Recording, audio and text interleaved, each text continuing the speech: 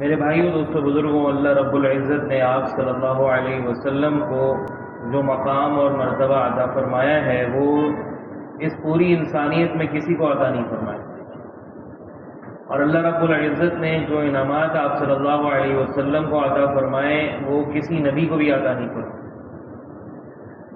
آپ صلی اللہ علیہ وسلم کے بے شمار انعامات میں سے ایک انعام آپ صلی اللہ علیہ وسلم کو آسمانوں کی سیر کرانا بھی ہے، جس کو ہم معراج کے نام سے جانتے ہیں۔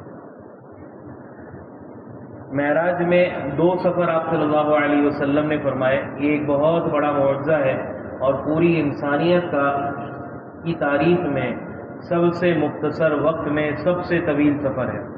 سب سے مختصر وقت میں سب سے طویل سفر پوری انسانیت میں آج تک، اور شاید آئندہ بھی ایسے ہی ہو نہیں سکتا، کیونکہ معجزہ کوئی پورا نہیں کر سکتا۔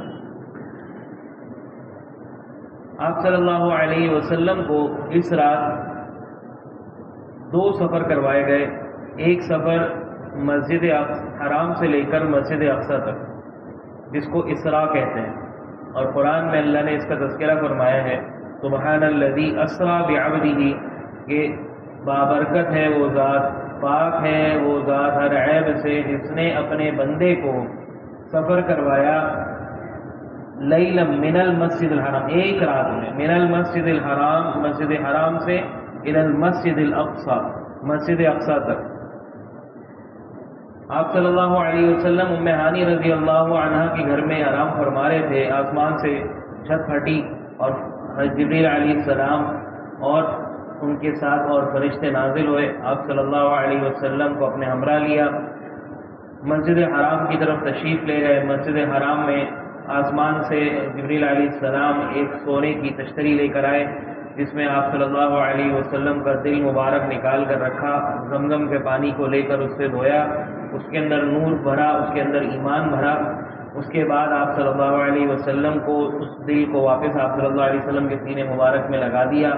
پھر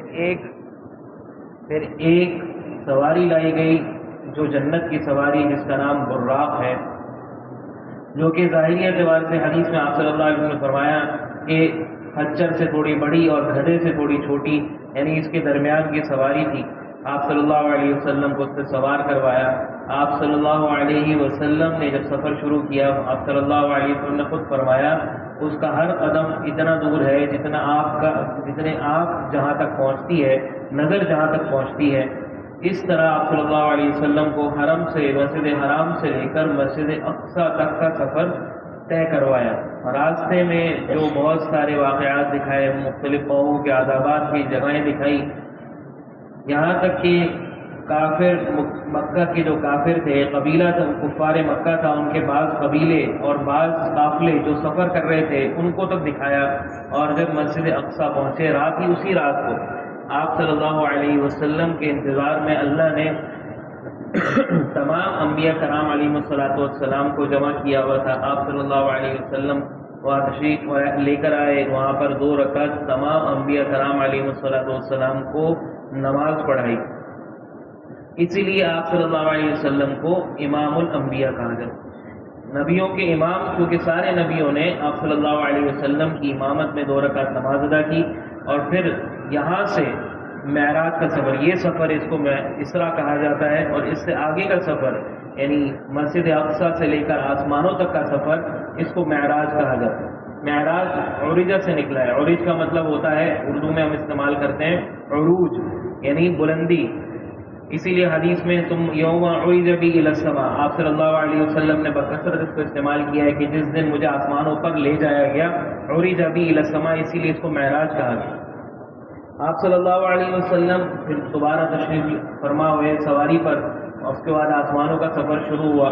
پہلے آسمان پہ پہنچے، دروازہ کھٹکھٹایا، پوچھا کہ کون ہے؟ حالانکہ سب کو پتا تھا آپ صلی اللہ علیہ وسلم کی ساری کیا انتظار میں سارے انبیاء کرام علیہ الصلوۃ والسلام، فرشتے سب موجود ہیں، لیکن اس کے باوجود بھی تعظیماً پوچھا گیا کون ہے؟ فرمایا محمد صلی اللہ علیہ وسلم آئے۔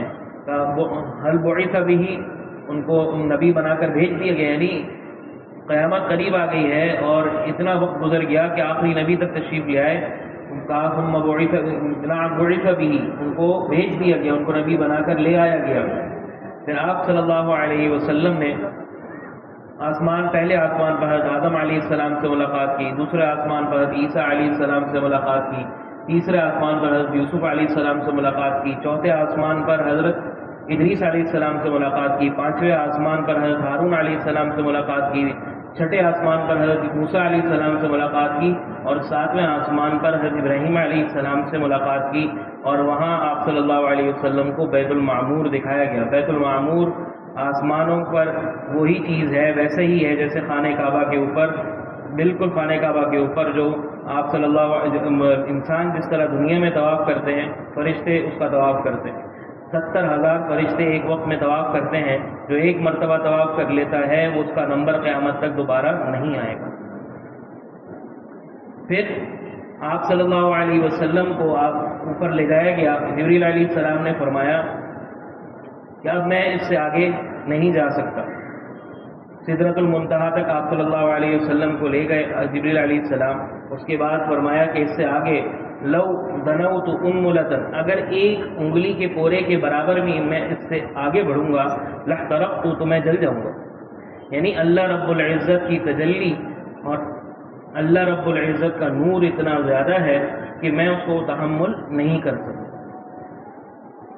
آپ صلی اللہ علیہ وسلم نے فرمایا سدرۃ المنتہا ایک ایسا درخت ہے جیسے بیری کا درخت ہوتا ہے، اس کے آذان الفیل، اس کے پتے ایسے ہیں جیسے کہ ہاتھی کے کان ہوتے ہیں، اس کے درخت، اس کے پھل ایسے ہیں جیسے کہ مٹکے ہوتے ہیں، اور سونے کے پروانے اس کی طرف اس کے ارد گرد گھوم رہے ہیں، اور فرمایا کہ وہ اتنا خوبصورت ہے کہ کوئی انسان اس کی خوبصورتی کو بیان نہیں کر سکتا۔ اس کے نیچے سے 2 نہریں ہیں، 2 باطنی نہریں ہیں، 2 ظاہری نہریں۔ ظاہری نہریں جنت میں جاری ہیں اور باطنی نہریں نیل اور فرات ہیں۔ پھر اس کے بعد آسمان سے سدرۃ المنتہا سے اوپر آپ صلی اللہ علیہ وسلم اللہ کے عرش پر تشریف لے گئے۔ پھر اللہ رب العزت نے قرآن میں فرمایا فَأَوْحَى إِلَىٰ عَبْدِهِ مَا أَوْحَىٰ، یعنی اپنے بندے کو اللہ نے وحی کی، یعنی اللہ کی بات کرنا نبی سے وحی کہلاتا ہے، اپنے بندے سے بات کی جو بات۔ اب اللہ نے یہ نہیں بیان کیا، نہ ہی آپ صلی اللہ علیہ وسلم نے یہ بیان کیا کہ میری اللہ سے کیا بات ہے۔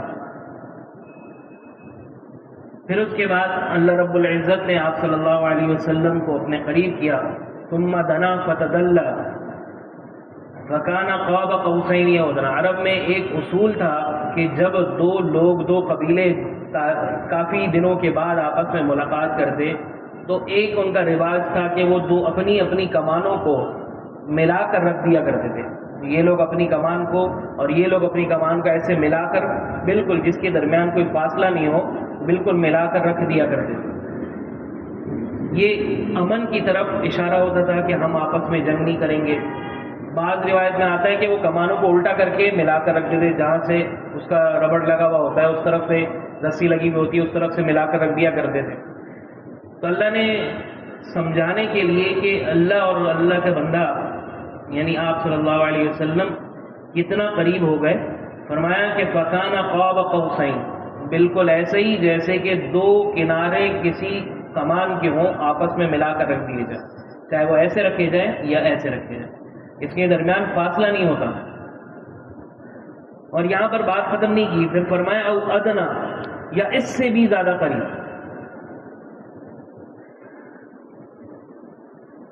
تو اللہ رب العزت نے آپ صلی اللہ علیہ وسلم کو اتنا بلند مرتبہ عطا فرمایا، اتنا عظیم مرتبہ عطا فرمایا۔ اس کے بعد اللہ رب العزت کی چاہت کیا تھی؟ اللہ رب العزت نے 3 انعامات آپ صلی اللہ علیہ وسلم کو اس رات عطا فرمائے۔ نمبر 1 نماز عطا فرمائی، نمبر 2 آمن الرسول کا جو آخری رکوع ہے اللہ رب العزت نے یہ عطا فرمایا، اور نمبر 3 اللہ رب العزت نے آپ صلی اللہ علیہ وسلم کی امت کے شرک کرنے والوں کے علاوہ تمام لوگوں کی مغفرت کا وعدہ کیا۔ یعنی اگر کوئی آدمی شرک کے علاوہ کتنا ہی بڑا گناہ کر لے اور وہ توبہ کر لیتا ہے تو اللہ اس کو معاف کر دے گا۔ شرک اللہ کے ساتھ معاف نہیں ہوگا. شرک کے علاوہ چاہے ظلم ہو چاہے کچھ بھی ہو اللہ رب العزت معاف کر دے گا. اس کے اصول الگ ہیں کہ جو حقوق العباد ہیں حقوق العباد ساتھ ادا کرنے ہیں, جو حقوق اللہ ہیں جو فرض رہ گئے ہیں اس کی کفارے قضا ادا کرنے ہیں, وہ ایک الگ بات ہے, لیکن معافی اللہ رب العزت سے مل جائے گی. پھر آپ صلی اللہ علیہ وسلم کو جنت کی سیر کرائی گئی, محلات دکھائے گئے, جنت کے دروازے دکھائے گئے. پھر آپ صلی اللہ علیہ وسلم کو جہنم دکھائی گئی, جہنم کے منازل دکھائے گئے, اس کے عذابات دکھائے گئے. پھر آپ صلی اللہ علیہ وسلم کو اللہ نے انعام کے طور پہ 50 نمازیں ادا کی, کہا کہ تمہاری امت پر یہ 50 نمازیں فرض ہیں. آپ صلی اللہ علیہ وسلم بہت خوش ہوئے کہ 50 نمازیں میری امت کو مل گئیں. واپس تشریف لائے, موسیٰ علیہ السلام 6 آسمان پہ انتظار فرما رہے. کہا کیا ملا اپنے رب سے؟ کہا کہ 50 نمازیں ملی. کہا کہ میں اپنی امت کو دیکھ چکا ہوں, 2 نمازیں بھی نہیں پڑھتی تھی, واپس جائیے اس کو کم کروا کے آئی. آپ صلی اللہ علیہ وسلم تشریف لے گئے, کہا 5 کم ہو گئی. حالانکہ پہلی باری میں اللہ تعالیٰ براہ راست 45 کم کر کے 5 کر سکتے تھے, لیکن اللہ نے نہیں کیا. بار بار اپنے نبی کو آنا جانا ملاقات, بار بار اللہ کے نبی کی ملاقات کی وجہ سے. پھر 45 ہو گئی, پھر دوبارہ ہے, پھر کہا کہ نہیں یہ بھی زیادہ اور کم کروائیے. پھر 40 ہو گئی, 35 ہو گئی, 30 ہو گئی, اس طرح 5 نمازیں ہو گئی. اللہ نے فرمایا جو یہ 5 نمازیں پڑھ لے گا میں اس کو 50 نمازوں کے برابر ہی اجر دوں. پھر بھی موسیٰ علیہ السلام نے فرمایا کہ یہ آپ کی امتوں کا لا تطیق, آپ کی امت پورا نہیں کرے گی, اس کو آپ کم کروا دیں. کہا کہ مجھے اب اپنے رب سے شرم آتی ہے کہ 50 سے 5 کر دی, اس سے کم نہیں کروں. تو میرے بھائیو دوستو بزرگوں, یہ واقعہ اب پیش کس دن آئے؟ پھر آپ صلی اللہ علیہ وسلم زمین پر تشریف لائے ایک ہی رات میں. حضرت ابوبکر صدیق رضی اللہ عنہ کو صبح بتایا کہ رات کو اس طرح سفر کیا میں نے, یہاں سے میں بیت المقدس کیا, بیت المقدس سے میں آسمانوں پر گیا, جنت کو دیکھا, جہنم کو دیکھا, آسمانوں پر ملاقات کی. بہت طویل واقعہ ہے یہ, مختصراً سارا بتایا میں نے.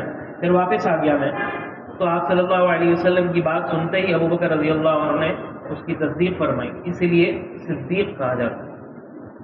کافروں نے, کفار مکہ نے اس کی تکذیب کی. اب آپ صلی اللہ علیہ وسلم کے اس واقعے کا مقصد کیا تھا؟ تو آپ صلی اللہ علیہ وسلم جس واقعہ پیش آیا جس رات, اس کو عام الحزن کہا جاتا ہے, یعنی غم کا سال. اس سال 2 حادثات پیش آئے. نمبر 1 طائف کا واقعہ جس پر آپ صلی اللہ علیہ وسلم بہت غمگین تھے. آپ صلی اللہ علیہ وسلم کو طائف والوں نے پتھر مارے, اس وجہ سے آپ صلی اللہ علیہ وسلم بہت زیادہ غمگین تھے. دوسری وجہ آپ صلی اللہ علیہ وسلم کے چچا ابو طالب کا انتقال ہو گیا تھا, اس وجہ سے زیادہ غمگین تھے. پھر اس لیے آپ صلی اللہ علیہ وسلم نے معراج کروائی. لیکن کس سال ہوئی, یہ کس سن میں پیش آئی؟ نبوت ملنے کی کتنے سال بعد؟ بعض علماء نے لکھا ہے 5 سال, بعض علماء نے لکھا ہے 7 سال, بعض نے لکھا ہے 9 سال. پھر کس مہینے میں آئی؟ بعض نے لکھا ہے رجب کے مہینے میں آئی, بعض نے لکھا ہے رمضان کے مہینے میں آئی, بعض نے لکھا ہے شعبان کے مہینے میں آئی. پھر کس تاریخ کو آئی؟ تو اس کا اختلاف تو بہت ہی دور کی بات. تو اس سے یہ بات پتہ چلتی ہے کہ اصل تاریخ نہیں ہے معراج میں, اصل عمل ہے. جو سب سے بڑی چیز اس رات کو ملی وہ نماز ہے, جو سب سے زیادہ جس میں ہماری کوتاہی. چاہے 27 رجب کو ہوئی ہو, چاہے 27 رمضان کو ہوئی ہو, چاہے شعبان کو ہوئی ہو, یا کسی بھی تاریخ کو ہوئی ہو, ہمیں تاریخ سے نہیں لینا دینا.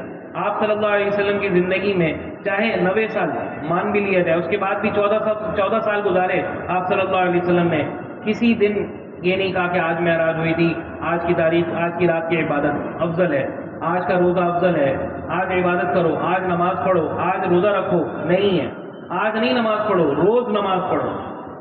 5 نمازیں روزانہ کے لیے لے کر آئے, صرف 27 رجب کی نماز لے کر نہیں آئے, صرف 27 رجب کا روزہ لے کر نہیں آئے, پورے مہینے کا روزہ لے کر. تو میرے بھائیو دوستو بزرگوں, ہمیں اس واقعہ معراج سے یہ دیکھنا ہے کہ جو سب سے بڑا انعام امت کو ملا وہ نماز ہے, اس میں سب سے بڑی کوتاہی ہے ہماری. اور اس سب چیز سے چھوڑ دینا ہے کہ یہ کس تاریخ کو ہوئی, اس رات کی کوئی فضیلت ہے نہیں, کوئی فضیلت سے نہیں ہے. صحابہ رضوان اللہ علیہ مجمعین اگر ہوتی تو صحابہ رضوان اللہ علیہ مجمعین ہم سے زیادہ حریص تھے عمل کرنے کے, وہ عمل کرتے, اس رات کی عبادت وہ کرتے. عام راتوں کی طرح رات ہے, جس طرح عام راتوں میں تہجد پڑھی جاتی ہے اس رات کو بھی تہجد پڑھی جائے, عام دنوں میں نماز پڑھی جاتی ہے اس رات کو بھی نماز, اس دن بھی نماز پڑھی جائے, اور 5 وقت کی نماز کا اہتمام کیا جائے. اللہ تعالی ہم سب کو عمل کی توفیق عطا فرمائے. وآخر دعوانا الحمدللہ.